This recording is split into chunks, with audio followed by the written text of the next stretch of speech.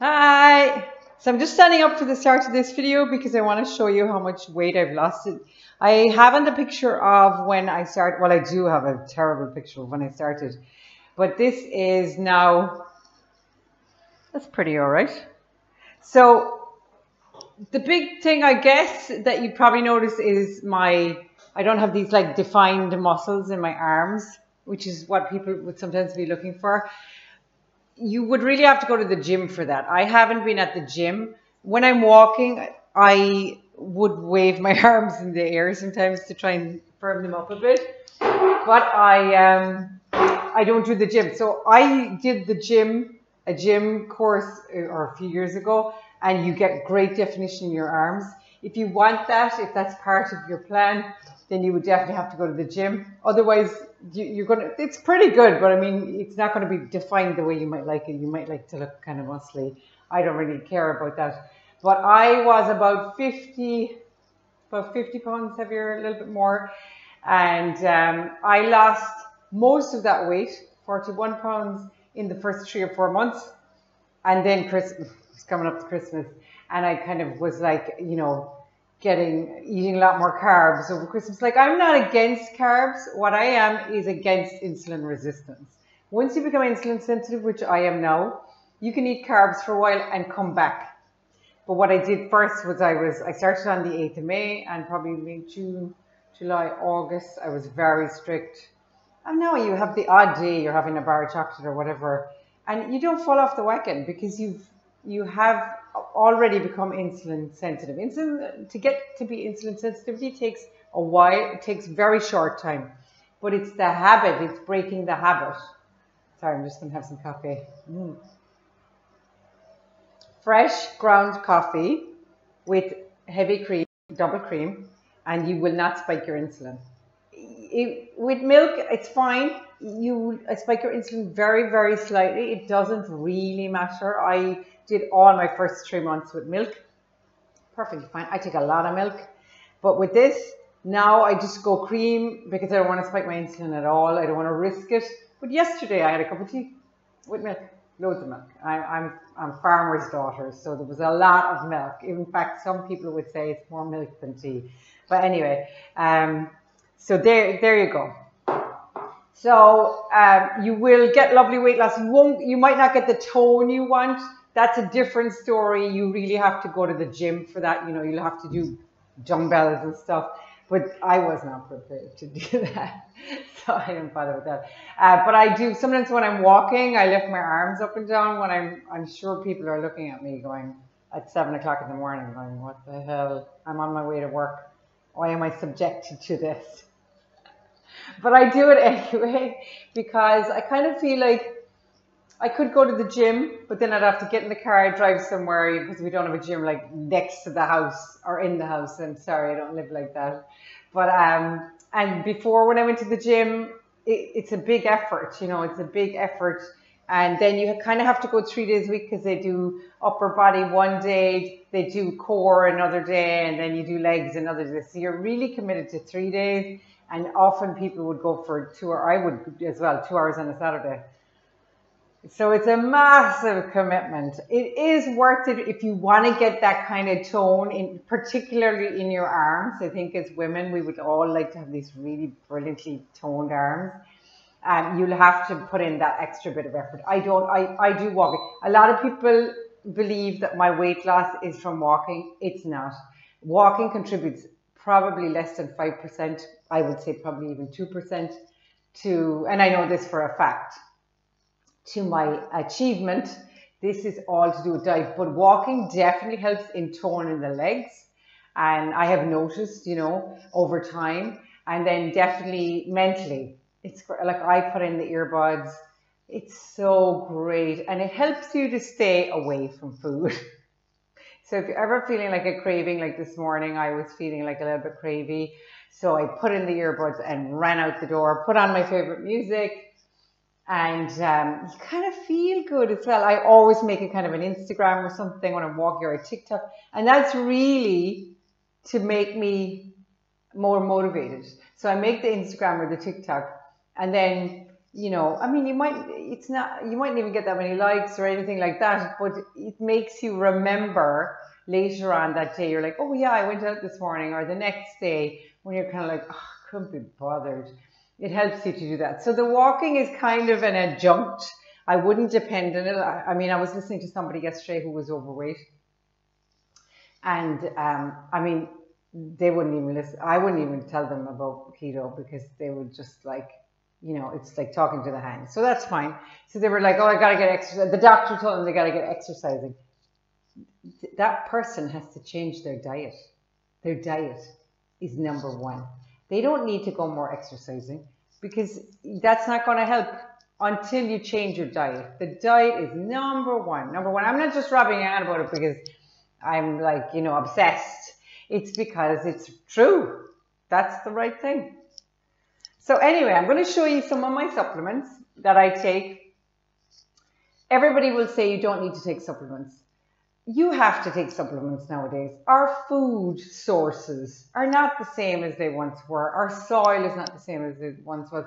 I mean, let's face facts here. We're not getting the minerals and vitamins that we might have been. I don't even know where we getting them years ago. Lots of people had, you know, problems with their babies and stuff like that. So I do take supplements. I'm a great believer in supplements. Even long before I started keto, I would have gone in phases of taking supplements. And the times I didn't take supplements were definitely not good in terms of immune and whatever. So the very first supplement I take is this A to Z multivitamins and minerals from Tesco. It's $6.99 for 90 tablets. 90 tablets, very good.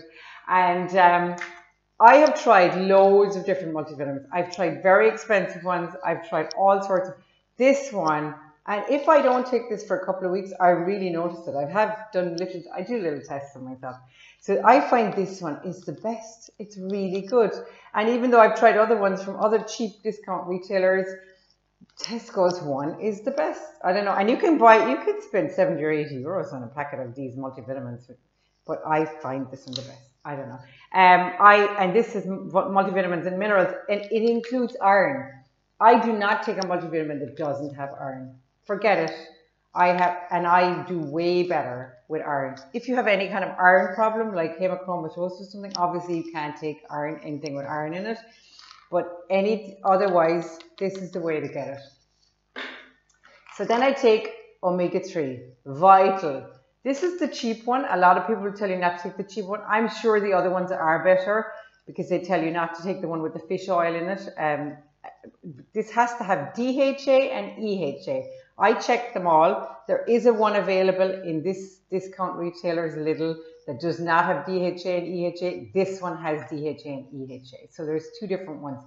So I always get the cheap one. I find it absolutely brilliant. They're quite big tablets. You can take 2 or 3 of these. I mean, I actually grew up being given cod liver oil on a spoon. And now I'm eating my words. But at least it comes in capsule form now. So it's quite big.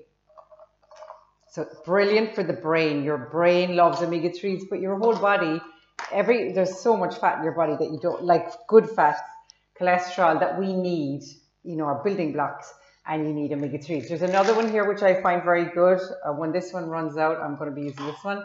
So this is omega-3 fish oil. And the reason it's basically padded with a bit of fish oil, which is actually an omega-6. But the DHA and the EHA in this is quite good. So you can read the pack. It says fish body oil, so there's some oil in it. Some of the guys, the purists, will say don't have this. You know, if you're on a budget, I think these things are fine. This is about $4.70 for 90 tablets. And you don't have to take them all the time. Like, if you don't have any money 1 month, then don't take them that month. You know, but try and, you know, make sure you try to get them the next time again. So this one has it's EPA and DHA. And it has 250 milligrams, which is the recommended daily allowance. So this does have the recommended daily allowance, but it has a little bit of packing oil, which is fish oil as well. I wouldn't worry too much about that, but I mean, you know, if I die from fish oil poisoning, we'll know about it. So anyway, this is potassium. You can only get this in the health food shop. This one is the cheapest one. It's about $10.55. These are mega tablets. So I actually crunched them. They're very salty and they're so mank, but there is no other way. They're too big to swallow. and they start breaking down. They have no kind of, waxy stuff over them. So they start breaking down inside your mouth. They're so bad. But your body, most people are deficient or have an insufficiency in potassium. Potassium is one of the electrolytes. If you want to take electrolytes, potassium, magnesium, sodium, chloride, then do that, do that. I just prefer to do it this way because I don't like the artificial sweeteners and colors that are in electrolytes. But you can get electrolytes that don't have any of these. It's just harder to get them. I had to get them online, but sometimes I just buy whatever is local, So this is potassium. I don't take it all the time. I take it sometimes, and it's very important for you. Magnesium is very important. Most people, they reckon about 85% of the population are deficient in magnesium, which is a critical mineral. Sorry, I love taking a sip of coffee. Magnesium is really, since I started taking magnesium, and this is the cheap one, they tell you to take magnesium glycate. I've tried magnesium glycate and magnesium citrate. They both react badly with me, and they're kind of more expensive. You have to get them in a health food shop. This one is the cheap silicate or something. It's you can open the pack here on the Tesco ones. This is, it just says magnesium. It doesn't say. Maybe it has which one ingredient. Magnesium oxide. They tell you that this is the one that doesn't absorb very well, but I actually find that it absorbs. I find it great. I really, really find it great. It's very good for clarity, very good for sleeping, very good for if you have, when at a certain point in the ketogenic diet, I got some hypertension. It just happened once. And I was like, what the hell is this about? But what happens is your body is adapting. So it turned out that I was deficient in potassium. This is how I started on my potassium journey. I had been taking electrolytes and stuff, but I didn't seem to make any difference. But I looked up and it said to get some potassium. So I got some potassium. Perfect. Absolutely perfect. So it's obvious we do need these kind of things. So that's the magnesium. Then I take the vitamin B complex. I buy these in little, they're like, I don't know, $2.99 or something for 120 of them. Great value. And they're very small tablets. Like a little mini one, like that. It's a little, oh my God, they're very good for your hair, skin, nails. Like I have brilliant nails. Like I haven't got any nails on or anything. But I have these like mega hard nails. And this is really good stuff. It has all the B vitamins. You can also take it in nutritional yeast. But I'm like a cheap and cheerful. I like the street stuff, the high street stuff. So this one has calcium carbonate, which is a bulking agent. Some of the purists, they don't take these. But look, if you're on a budget, like I said, just buy whatever you can afford. It's better than nothing. And I actually find these ones are excellent. And I've tried some of the very expensive ones. So I've taken nutritional yeast. I find this is good. Energy. This is great for your energy. Particularly women need to take this. I add on this one that I discovered in Tesco. It's called Hair, Skin and Nails. It's about $4.70 for 30 tablets.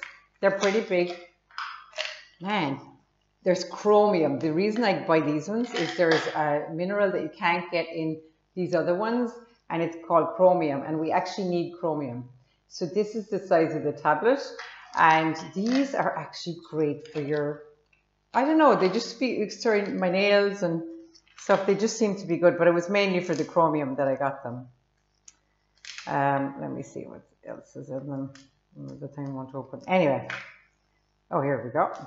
So you have vitamin D, vitamin E, vitamin C, thiamine, which is vitamin B1, riboflavin, which is vitamin B2, niacin, vitamin B6, folic acid. These are all ones that you need. Now, they're in varying degrees.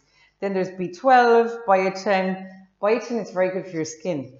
Pantothenic acid, I can never pronounce that one. There's magnesium in these ones as well at a very low level, so that's fine because apparently this magnesium only absorbs at a low percentage because it's magnesium oxide. So having a little bit more magnesium in this one is perfectly fine. You're not going to be going over.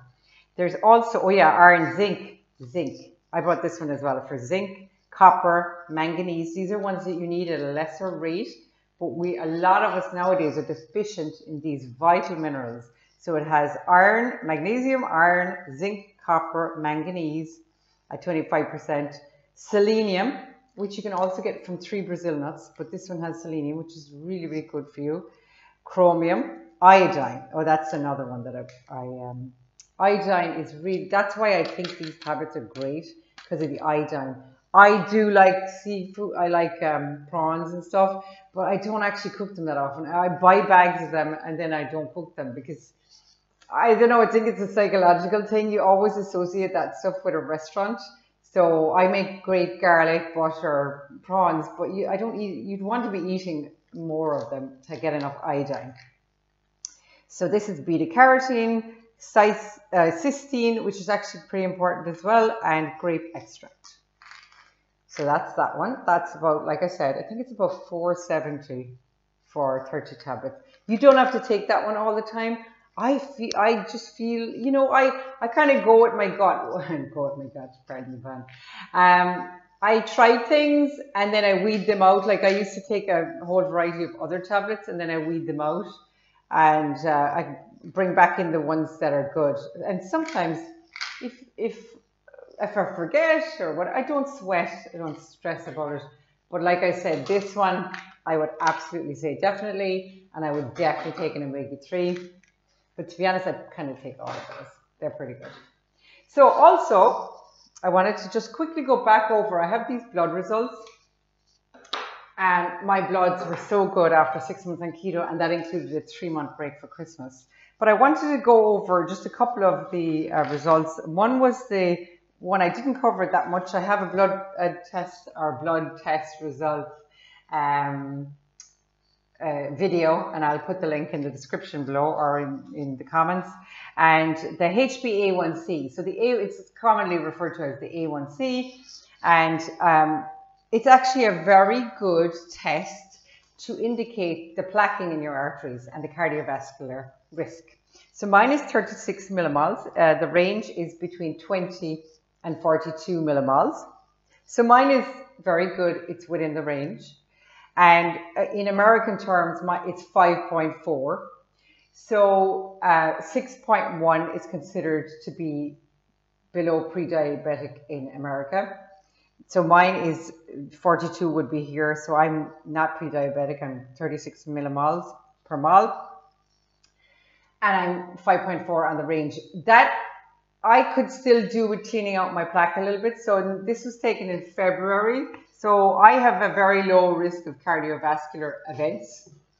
But I was eating a lot of carbs for 3 months out of those 6 months.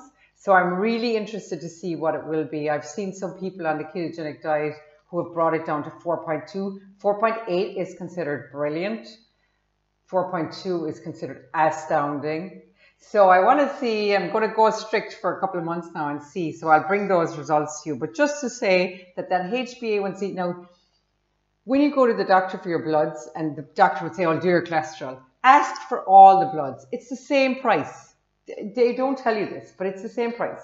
So ask for all the bloods. I actually was very brazen because I didn't know any better. And nobody sent me for blood tests. I just went, oh, I'll want everything. I even asked for ones that the nurse didn't even know what I was talking about. So I obviously didn't get those. But these were all free. Like I paid the 30 euros obviously for the extraction of the blood and stuff. But these were all free. These are standard bloods. And I have 11 pages of you're basically looking inside of yourself. So I would say to anybody, if you are getting bloods done, or if you, first of all, go and ask. I just went to the nurse and asked to get my bloods done. I didn't have to get prescribed a blood test. I was just out of curiosity to see what was happening on the inside, and I had learned all about my blood results. So I said, oh, well, I'll get them done. So get your bloods done, and if they are taking them and they're just taking them for the cholesterol, ask if you can include all the bloods. You might have to give a little bit more blood. They'll have to fill a couple of extra vials of the serum, but ask for all the bloods to be done.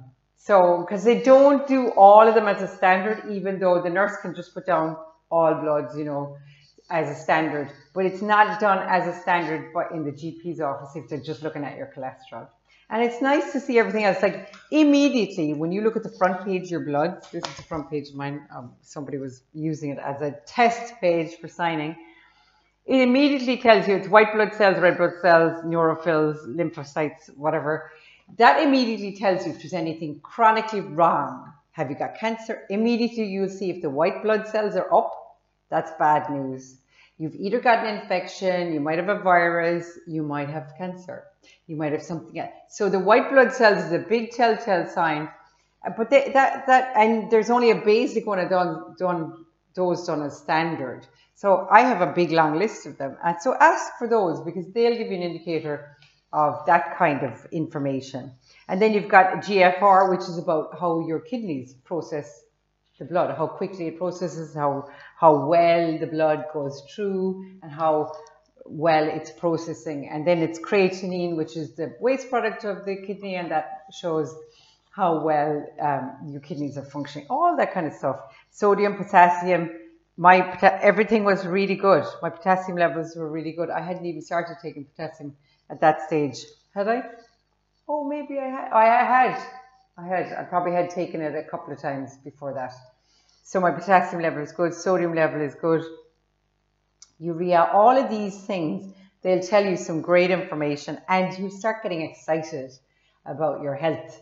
And then you're slimmer as well, and your liver function, you have all this information. It's so fantastic. So look at my other one, my other video about my blood results. So I'll see you soon. I just wanted to show you what I take as in terms of nutrients, and I'm going to go back over what I eat in a day and how I kind of started, because I think that's important, how people can start themselves. So I'm going to do a video on that. So see you soon.